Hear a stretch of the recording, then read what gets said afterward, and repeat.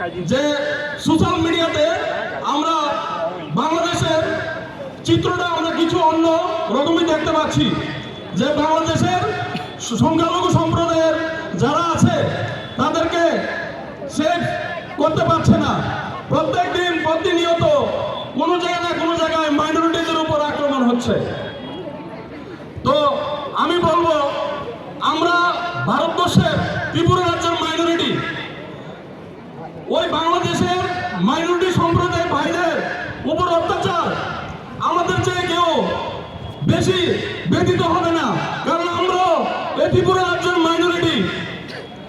তো আমরা বাংলাদেশ সরকারকে বলতে চাই, যেহেতু বাংলাদেশ সরকার আপনার 90% ইসলামিক কান্ট্রি, আমরা ইসলামিক কান্ট্রি হলে কোরআন হাদিসে একটা কথা আছে, কোরআনের সূরা আয়াতে 32 নম্বর আয়াতে, যে যদি কোনো একজন মানুষকে হত্যা করে সে পুরা সমগ্র মানব জাতিকে হত্যা করে।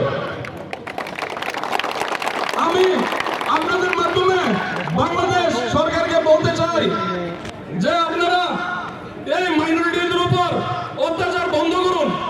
আপনারা দেখতে পাচ্ছেন যেখানে মাইনরিটি সম্প্রদায়ের উপর অত্যাচার হয় সেখানে স্বৈরাচারী সরকার বেশি দিন থাকে না, কারণ আপনার সংখ্যাগুরুরা কখনো মাইনরিটিদের উপরে অত্যাচার মেনে নেয় না।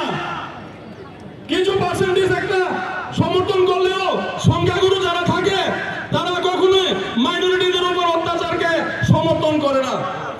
তাই আমি আপনাদেরকে বলতে চাই যে বাংলাদেশের এইসব অত্যাচার আপনাদের মাধ্যমে, মিডিয়া বন্ধুদের মাধ্যমে বাংলাদেশের সরকার পরিবর্তন হয়েছে। আপনারা দেখতে পাচ্ছেন শেখ হাসিনার সরকার পতনের পর নতুন ইমার্জেন্সি সরকার গঠন হয়েছে। আমরা অনুরোধ জানাবো যে বাংলাদেশ সরকারকে, যে বাংলাদেশে যেন কোনো একটা মাইনরিটি বাইরের উপরে আক্রমণ না হয়, তাদের বাড়িঘর জ্বালানো না হয়।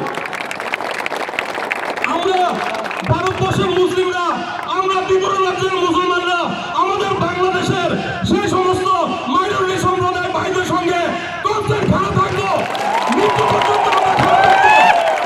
আমাদেরকে পাবেন, আমরা যতক্ষণ পর্যন্ত বন্ধ হচ্ছে না বাংলাদেশে এসব অত্যাচার, আমরা আমাদের আন্দোলন চালিয়ে যাব। আমি আপনাদের কাছে ধন্যবাদ জানিয়েছি, এখানে অনেকেই অনেক জায়গা থেকে এখানে এসেছেন, আপনাদের সকলকে ধন্যবাদ জানাই। ধন্যবাদ জানিয়ে আমি আমার কথা এখানেই শেষ করছি। মহারাজা লং লিভ